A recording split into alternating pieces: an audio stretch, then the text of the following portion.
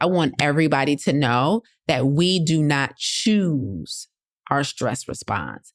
So whether you are fight, flight, freeze, or fawn, regardless of what your stress response is, here's what I want you to understand, right? So that there's no judgment, which is we do not choose our stress response. It's automatic.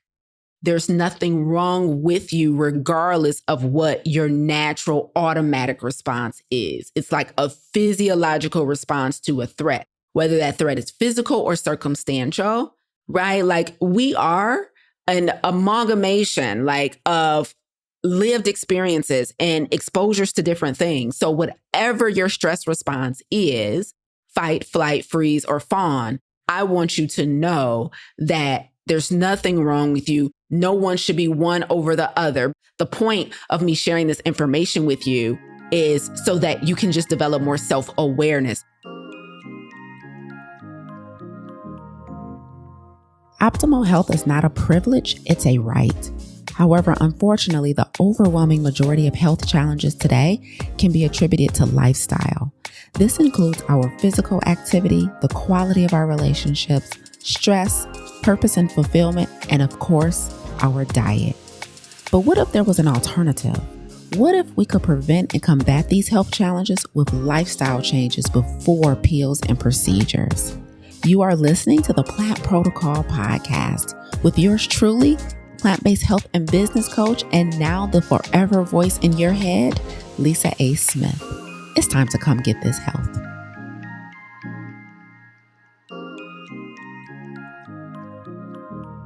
Let's talk about chronic stress today. Welcome back to the Plant Protocol podcast, aka your Monday morning keynote.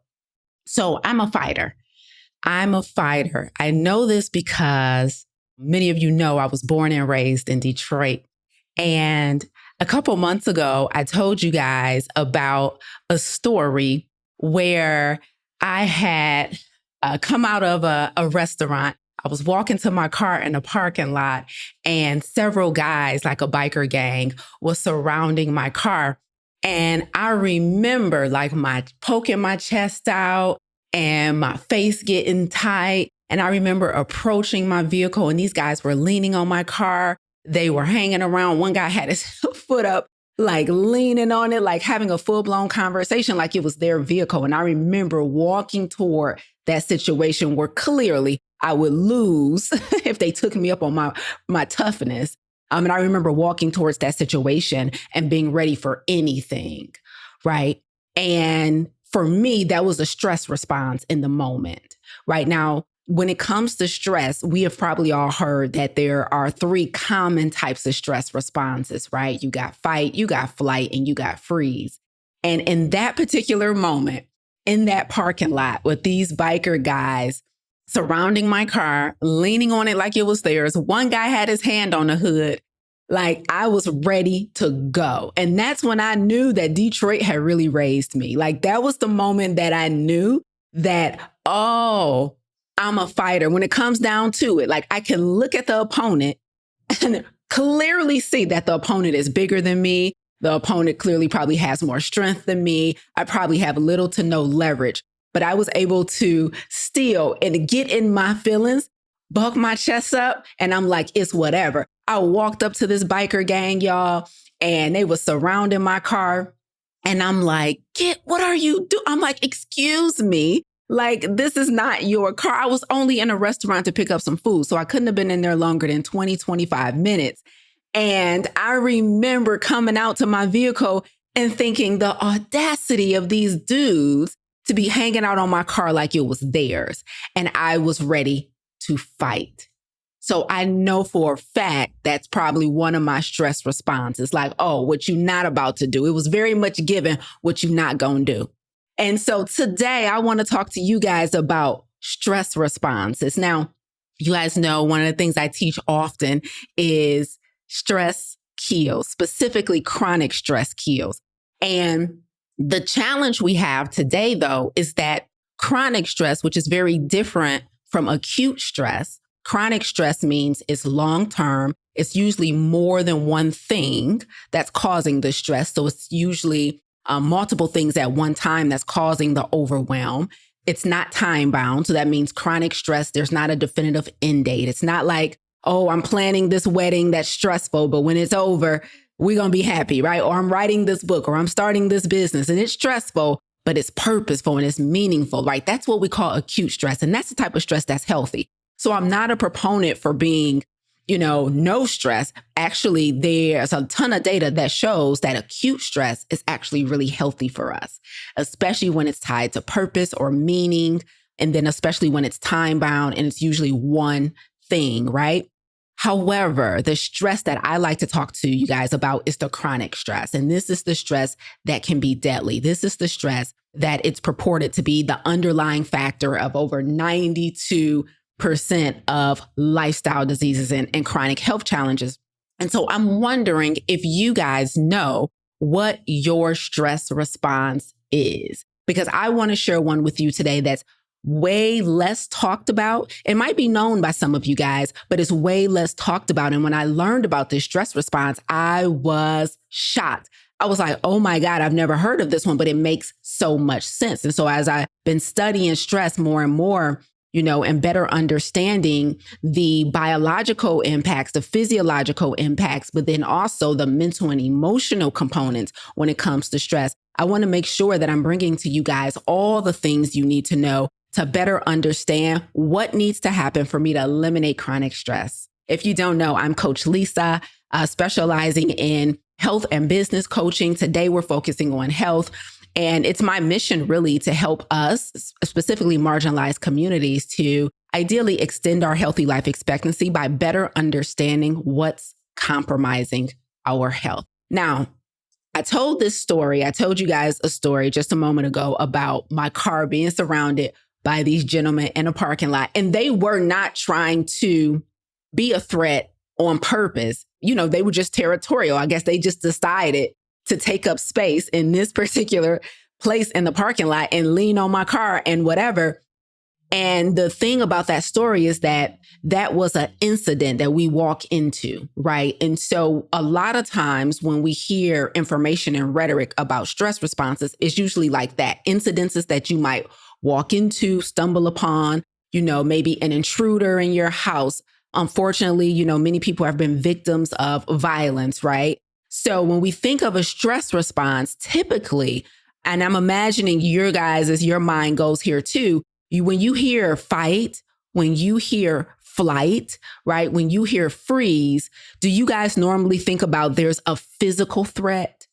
Is that where your mind goes when you think about stress responses? First, when we hear fight, flight, or freeze, most of us think about a physical threat, right? And so, someone tries to harm you in some type of way, or unfortunately, many people, like including in my own family, have been victims of domestic violence. And so we often think about physical threats when we think about stress response. But here's the thing about chronic stress, especially for us, is that chronic stress for us is almost never a physical threat, right? It's usually something in our environment, i.e. a circumstantial threat. So for us, a lot of times, the thing that's causing us chronic stress that is not healthy, the stress that is potentially fatal, the things that are typically causing us chronic stress are not physical threats. They're circumstantial. It's our work that has become super stressful, right? It is our marriage that has become super stressful. It is our finances that have become super stressful. It is our own becoming and personal development. Maybe you're struggling with identity that has become super stressful. Maybe it is a combination of multiple things all at once that's been overwhelming you for weeks and months or even years. For a lot of people, especially in my ecosystem, it's their health.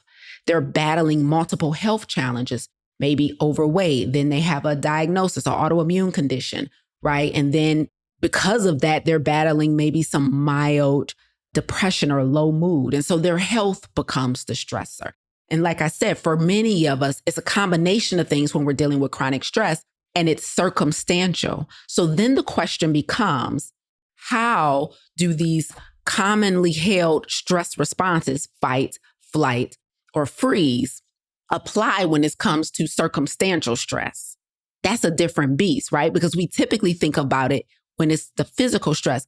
But let me give you an example how I also know I'm a fighter. And then I'm going to introduce you guys to the fourth stress response that most people don't talk about. So I told you guys, I'm pretty sure I'm a fighter based on these biker dudes surrounding my car in a parking lot, right? But that was a physical threat. But then also there has been times in my entrepreneurial career where I felt extremely stressed and overwhelmed just from overworking, right? And just from doing a lot at once and having to be a lot of places at once and having, overcommitted myself to things. And there's been times over the past 10 years that I've been in business where I have definitely experienced stress. And so if we were to apply the stress responses to circumstantial and not a physical threat, when I am faced with a lot to do, okay, I need to curriculum development, speaking, back-end operations, my team, coaching clients, administrative tasks, other opportunities that we might want to go after. I got to respond to these emails. I got to do all these things, right? So it begins to get stressful. So one response is that I could freeze and not do anything. How many of you have experienced that where you're faced with so much to do that you do nothing? I've heard that before.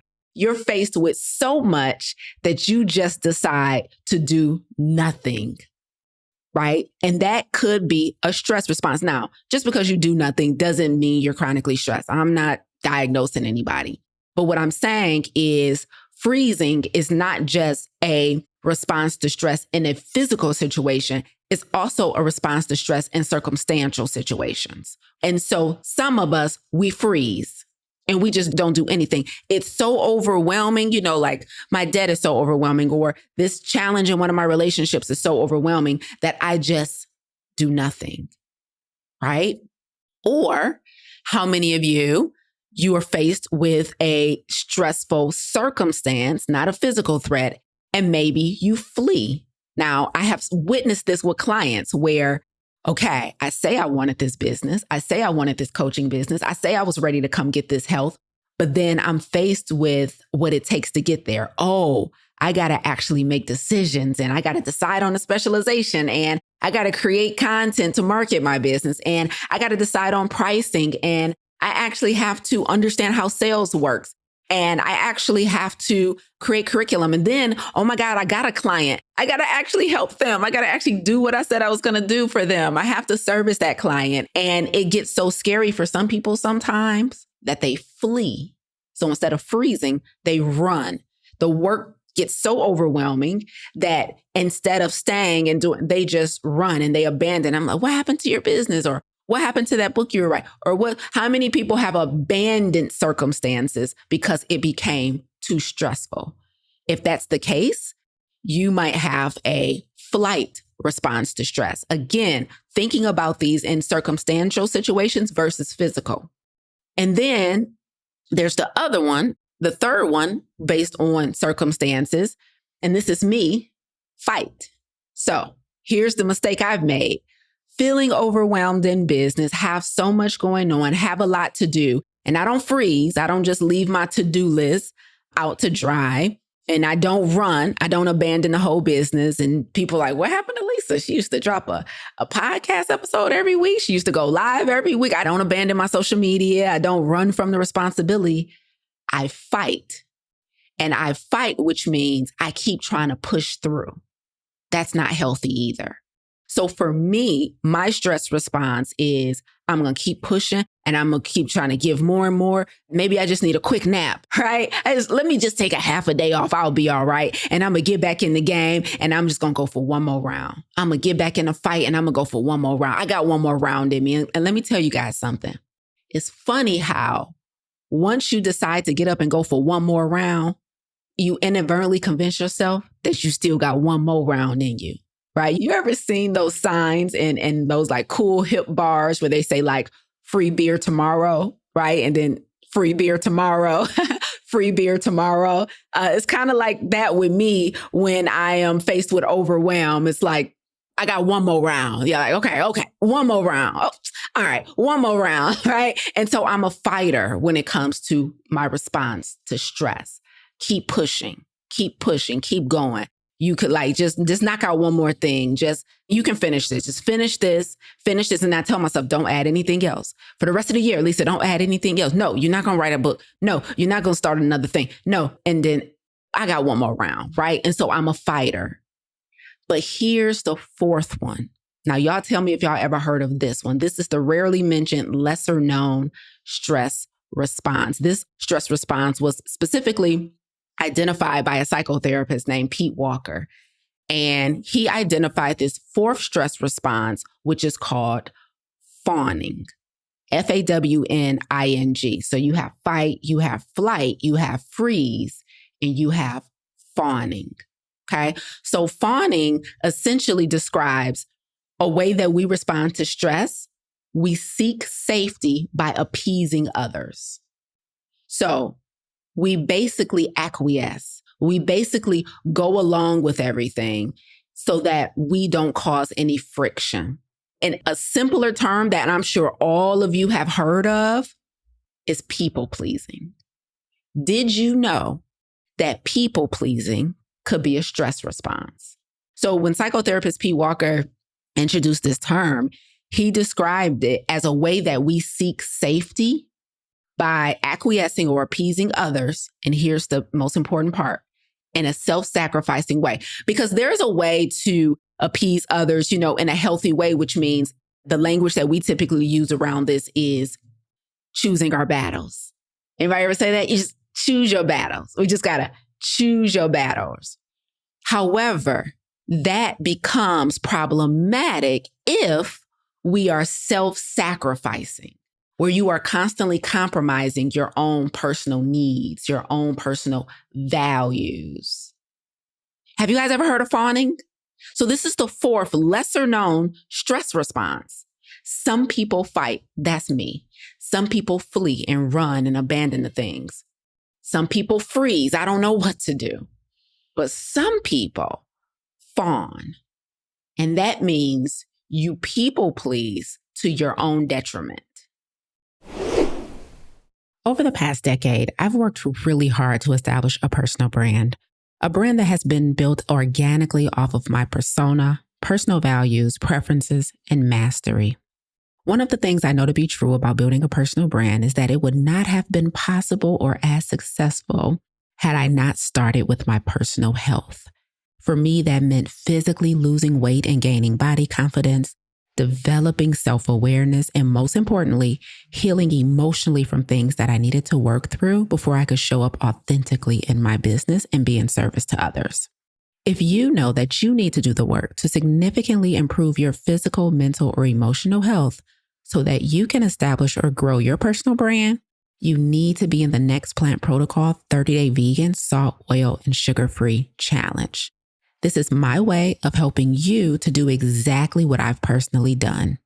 Gain professional success by starting with personal success. Many times when we're on a mission to help others, we get consumed by what we need to learn or the credentials we believe we need before we're qualified and ready to serve. However, what we really need is to start with ourselves. We need to start with self-mastery. We actually need to get the weight off and eliminate things like chronic fatigue. We need to start feeding our bodies and our brain properly and lift things like brain fog so that we can clearly be creative and have recall. We need the ability to concentrate so that we can produce excellent intellectual property. If you want to do things like write a book or create some other form of intellectual property, maybe you want to become a well-known and highly sought-after speaker. If you're interested in having a coaching program that actually transforms lives, then you are required to be the best version of yourself first. You can't show up as a mediocre version of yourself trying to help others become the best version of themselves. So if I'm talking to you and your personal brand needs some work, I invite you to register for the Next Plant Protocol 30-Day Vegan, Salt, Oil, and Sugar-Free Challenge, the Personal Brand Edition. The challenge runs from July 1st to July 30th. However, prep classes will be held in the month of April, May, and June leading up to the challenge. Past challengers have experienced things like significant weight loss, complete reversal or remission of conditions like type 2 diabetes and hypertension, getting over food addictions, mental and emotional clarity. We've even had people who have actually launched their businesses directly from the information they've received and the experience they had during the challenge. This is where you want to be. If you are a current or aspiring speaker, coach, consultant, or leader desiring to impact the lives of others. So click the link in the show notes and join us in our next Plant Protocol 30-day plant-based, salt, oil, and sugar-free challenge. We're looking forward to launching your personal brand. Now on to the show. I'm going to give you 2 reasons why people fawn. Now, I know this from coaching, for the past decade and watching why people please. Now, it's important to note that you could be a people pleaser and not chronically stressed. So I'm not saying that everybody that people pleases is automatically chronically stressed. One does not have to exist with the other, right? They can exist separately. So you could be a people pleaser, doesn't mean you're stressed out. However, if you are experiencing chronic stress, one response to that may have been unknown to you that you've been doing that is possibly prolonging your chronic stress is people pleasing. So why do we fawn? Why do we people please, right? Why do we become accommodating in a threatening situation, right? And so this is the act of just being accommodating, just going along so that you don't cause any friction. So I've identified, I know in my career, 2 reasons why people please, the 2 top reasons that I've seen in my career. The first one is for acceptance. So what I've seen is I've seen people who actually want to belong to a group, to a tribe, sometimes in their own family. So let me give you an even more dialed in example. I've seen this in my career, specifically with health, right? Like people are unwell. They have maybe weight issues. They're on medications. They're tired all the time.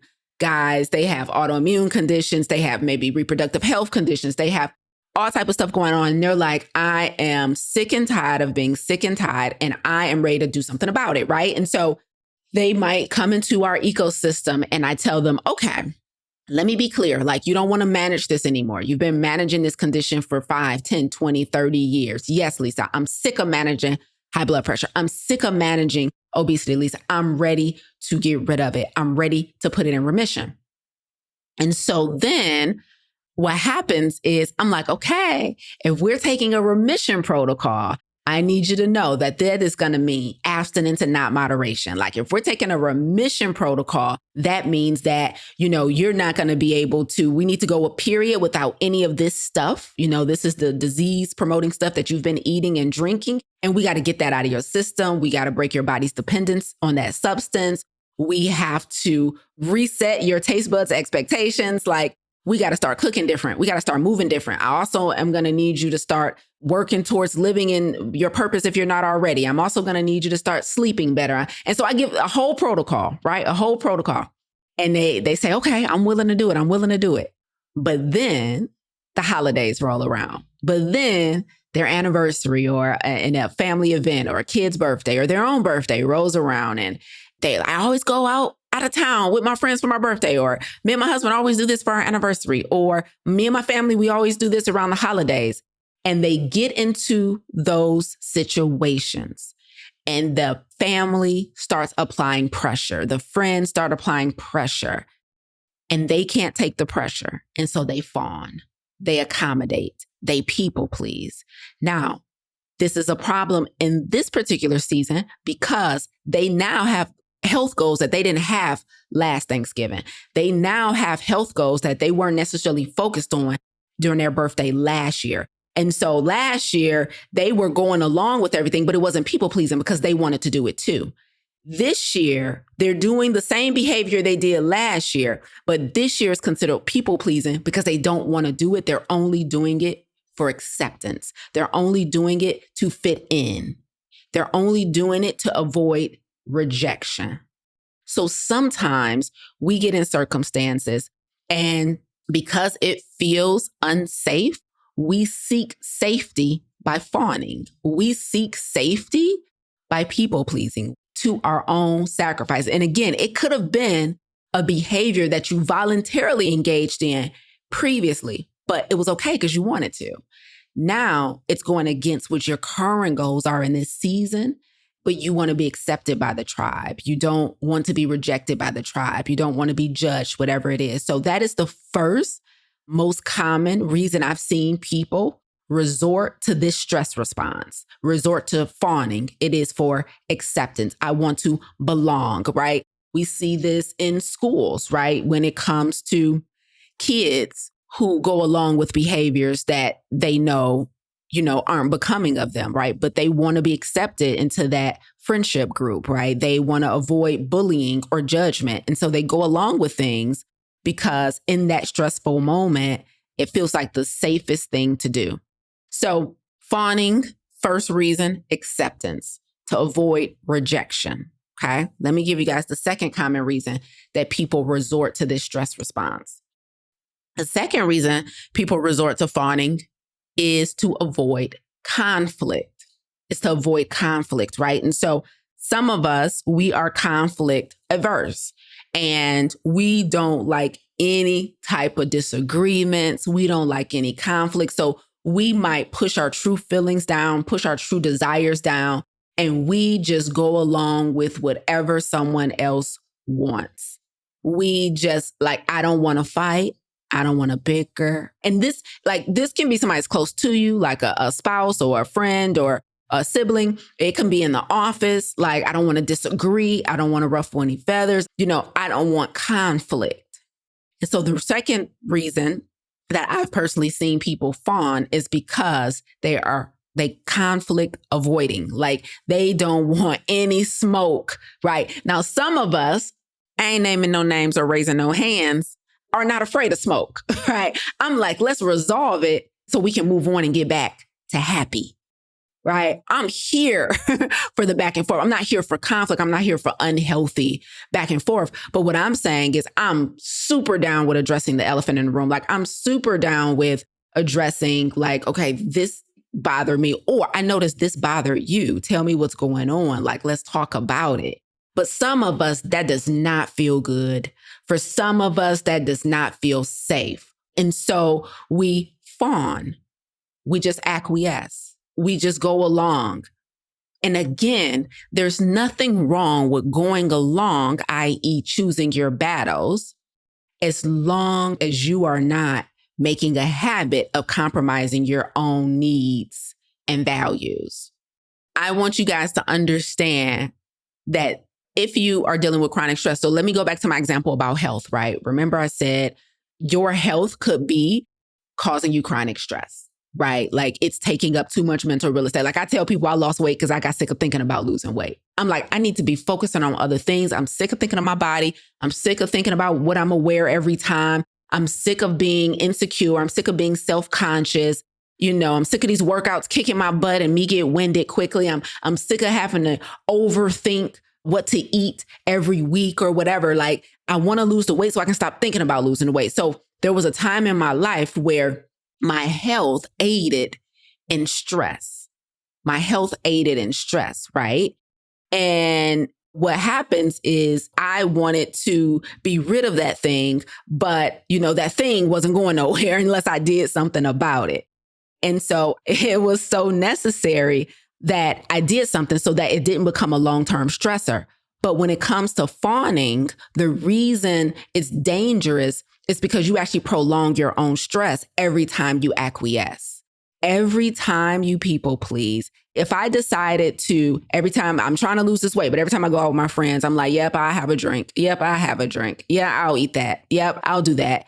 I could skip this one workout. I could stay out late and compromise my sleep because I want to fit in, because I want to belong. And now I'm prolonging the stressor, right? So fawning is people pleasing to your own detriment. It causes self-sacrifice repeatedly. And then when that happens, it prolongs the stress. So we're in a cycle. We're stressed out. We're chronically stressed out. Maybe you do this at work. right? Where you don't advocate for yourself. You don't stand up for yourself. You don't offer alternatives when you're talking to your superiors or whatever. And so you're constantly acquiescing. You're constantly saying yes to stuff that you probably shouldn't be saying yes to. You're constantly going along with what everybody else is doing when it's not best suited for you. Or maybe you have a better way that you guys can do things, but you don't want to cause any conflict or you don't want anybody to disagree with you, right? And so you're stressed out at work, but your stress response is people pleasing. It's fawning. And so I need you guys to understand how this could be prolonging stress, right? Because now we're doing everything but the thing we should be doing to eliminate chronic stress, which is creating an exit strategy, creating an enter strategy, or creating an engagement strategy. So we prolong our own stress, sometimes depending on what our stress response is. And then we avoid doing the harder work of creating an exit, enter, or engagement strategy, which I've went over in previous episodes. Let me leave you with 2 notes. There's 2 notes that I want to share with you about stress responses, just to make sure we're super, super clear. Okay. The first note is you could be a people pleaser and not be stressed out. Like it's a stress response, but it's not exclusive to stress, right? So just because you are a people pleaser or fawning is your stress response, it doesn't mean that, you are chronically stressed out. It is a stress response, but it doesn't mean you're chronically stressed out. But here's the bigger note that I want to leave you with. Okay. Let me leave you with one more. And that is, I want everybody to know that we do not choose our stress response. So whether you are fight, flight, freeze, or fawn, right? These alliterations, honey, you got to sleep good the night before. Okay. Fight, flight, freeze, or fawn. Regardless of what your stress response is, here's what I want you to understand, right? So that there's no judgment, which is we do not choose our stress response. It's automatic. There's nothing wrong with you regardless of what your natural automatic response is. It's like a physiological response to a threat, whether that threat is physical or circumstantial, right? You might just be in the office in a staff meeting and you're going along with everyone and you might literally have the words in your throat and you're saying a sentence in your head, but you just can't speak up. Like it's not, you're freezing. I want you to know this. I don't want you to be in your mind like, why am I like this? What's wrong with me? Right? Like we are an amalgamation of lived experiences and exposures to different things. So whatever your stress response is, fight, flight, freeze, or fawn, I want you to know that there's nothing wrong with you. No one should be one over the other because I told you that mine was fight and I fight through a to-do list every month when I shouldn't be. And so I don't want you to think that one stress response is superior over the other, right? The point of me sharing this information with you is so that you can just develop more self-awareness. So now when you are in that conversation with your partner or your friend or your friend group or with your family discussing holiday dinner, and you hear yourself say, yeah, okay, when it ain't okay, yeah, I'll still make the pound cake. And Lisa done told you need to be off sugar this month. When you hear yourself doing it, I now want you to be like, dang, that's what that was. That's what she had said back in April. Okay. Yep. I just acquiesced. Like I just went along with something that is sacrificing to me because it felt safer to do that than to speak up for myself. I want you to be able to identify it. I just want you to be able to identify it. So now you like, okay. Now I want to see, I need to understand that the more I go, the more I resort to people pleasing, the more I resort to fight, whatever it is, I'm going to potentially prolong the stress and the overwhelm. Okay, I got to make a different choice. So it's not an invitation to beat yourself up or wonder why are you like this? Or, we have all type of lived experiences that contributed to who we are today and the choices that we make today. And it's nothing wrong with any of it, but we do need to be aware of it so that we can make different choices in the effort to eliminate chronic stress and stop managing it. Right. So whatever your automatic response is to stress, I want you to be hyper aware. And then I want you to be able to ideally make choices that better align with your needs. That makes sense, y'all?